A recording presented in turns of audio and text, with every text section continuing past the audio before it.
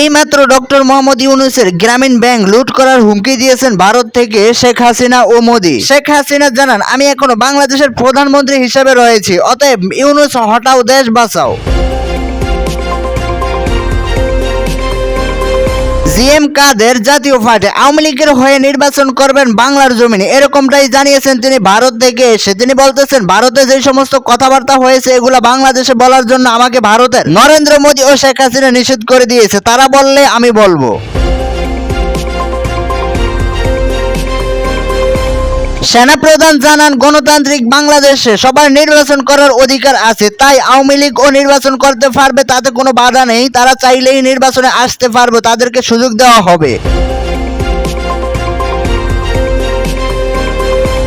এদিকে আসিফ মাহমুদ জানান, ছাত্র জনতা এখনো বর্তমান সময়ে দেশ বাঁচাতে সর্বোচ্চ ভূমিকা রাখবে, এটা জানিয়েছেন আসিফ মাহমুদ। তিনি জানান, এর থেকেও ভয়ঙ্কর কিছু হতে যাচ্ছে।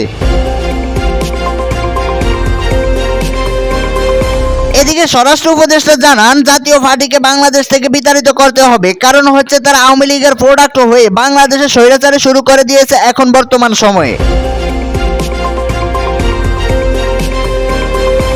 এই বাংলা বাঁচাইতে হলে স্বৈরাচার মুক্ত দেশ গড়তে হবে, এরকমটা জানিয়েছেন হাসনাত আব্দুল্লাহ। তিনি আরো জানান, এই বাংলার এখন বর্তমান সময়ে এরকম কোনো ঝুঁকি নাই যে আমরা ঝুঁকির মধ্যে রই না, আমরা অনেক ঝুঁকিপূর্ণ অবস্থায় রয়েছি। তিনি আরো জানান যে আমরা যদি সংস্কারের আগে নির্বাচনের জন্য উঠে পড়ে লাগি, তাহলে হচ্ছে আমাদের এই বাংলার জমিনে বেঁচে থাকা, যারা জুলাই যুদ্ধ করেছি তাদেরকে বেঁচে থাকার জন্য অনেক একটা টাফ ব্যাপার হয়ে দাঁড়াবে। অতএব আগে সংস্কার এবং হচ্ছে তারপরে নির্বাচন। আমরা দেখতে পাচ্ছি দিন দিন হচ্ছে আওয়ামী লীগ পুনর্বাসন হওয়ার জন্য তাদের স্থান থেকে সর্বোচ্চ চেষ্টা চালিয়ে যাচ্ছে। অতএব যে যেখান থেকে থাকি না কেন পুলিশ প্রশাসন হতে নিয়ে সবাই সবার স্থান থেকে খুব একটা সতর্কতা অবলম্বন করে থাকলে তারা আর পুনর্বাসন হতে পারবে না। অতএব পুলিশ প্রশাসনই চায় যে তারা এই বাংলাদেশে আবার পুনর্বাসন হোক।